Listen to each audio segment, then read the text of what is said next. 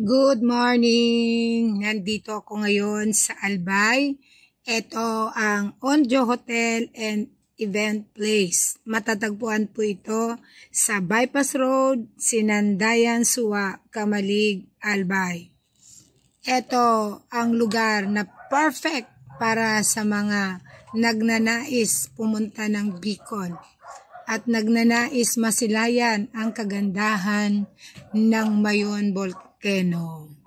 Ito po yung isa sa mga lugar na pwede nating puntahan para sa ating bakasyon, staycation.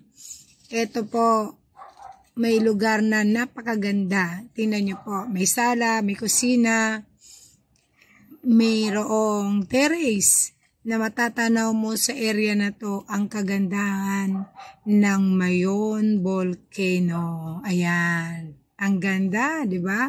Habang nagkakape ka dyan, yung matatanaw mo. So, dito sa building na to, sa bahay na to, may 4 na kwarto. Ito ay family room. Nung pumunta kami dito ay occupied na lahat. So, paglabas mo naman ng terrace, yan ang mabubungaran mo. Ang kagandahan ng Mayon. At tingnan nyo po, pagising mo sa umaga, ganyang kaganda ang matatanaw mo. Wow! Buong-buo na ang araw mo. Talagang stress-free ka na. At dito po, sa bandang ibaba nito, meron din po itong event place na kung saan hindi na ako nakaikot doon kasi nga merong kinakasal. So, nagsawa na lang ako dyan sa panunood sa magandang tanawin. Abot tanaw mo talaga sa paggising mo sa umaga ang kagandahan ng Mayon Volcano. Iyan po na mga makikita natin na mga bahay kubo na yan, mga bahay-bahay. Iyan po ay pinarerentahan nila lahat. Iyan ay nagkakahalaga sa family room, ay nagkakahalaga lamang ng 4,000. 24 hours ka na po dyan. Anytime po, pwede po kayong mag-check-in. At pwede naman po kayo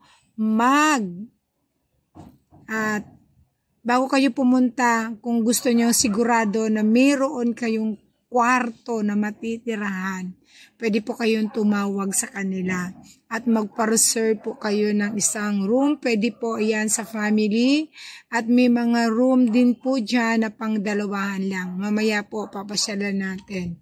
So, ayan po. Ganyan po kaganda ang lugar na ito.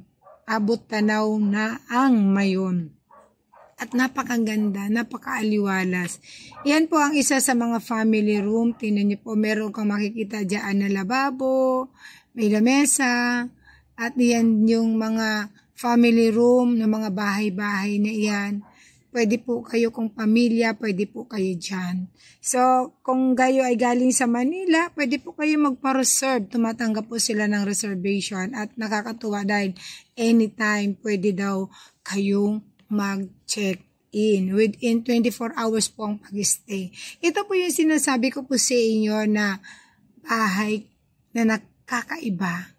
Pangdalawahan lang po yan. Sa magjowa lamang po yan. Electric fan po lang ang meron dyan. Pero doon po sa family room na nagkakahalaga ng 4,000, meron aircon doon. At doon sa tiningnan ko ay 2 double bed. Ayan. See? Kita nyo po. Ang ganda ng Mayon. At makikita, yan po isa sa mga room na pinarerentahan. At hindi ako nagkakamali, event place po yon. Pwede kung gusto nyo diyan kayo mag-reception sa kasal, sa binyag, sa anumang okasyon. Meron po dyan. Pwede. Pwede po kayong magpa-reserve. At isa sa pinakamagandang attraction dyan sa kanila ay may swimming pool. Ayan o. May swimming pool dyan. Nakakatuwa kasi habang nanonood ka sa kagandahan at tinatanaw mo ang kagandahan ng Mayon, pwede kang mahiga dyan sa damuhan dahil malinis. At kung ikaw naman ay nagnanais mag-swimming, ganitong oras po ay mga 5 PM na po ito ng hapon. Kaya hindi na gaano mainit.